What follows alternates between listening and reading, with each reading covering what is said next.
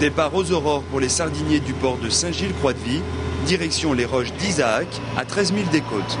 Le sonar, c'est tout éclaté.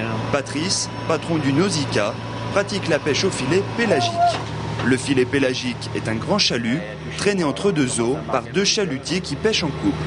Et des belles taches, elles ne sont pas touche-touche, mais elles sont belles. Le but, rabattre les bancs de poissons vers la partie postérieure du filet. Alors, on a vu quelques taches là.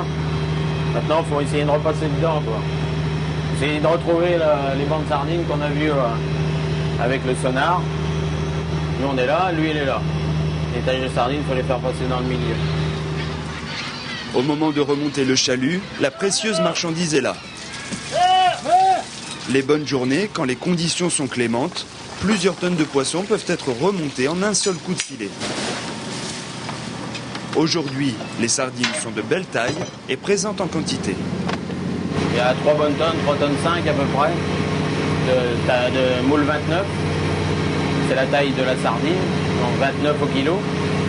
Et c'est pas tous les jours comme ça. Hier, il y avait qu'une tonne 5, il y avait un petit peu de triage.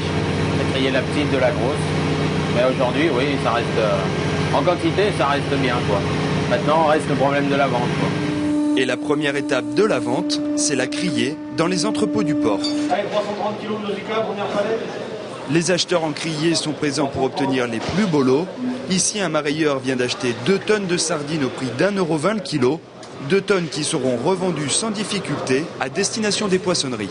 La sardine, ça reste un produit quand même de saison. La réputation de la sardine de Saint-Gilles-Croix-de-Vie, très très importante. Et puis comme vous l'avez vu, on en prend soin, on la travaille le mieux qu'on peut.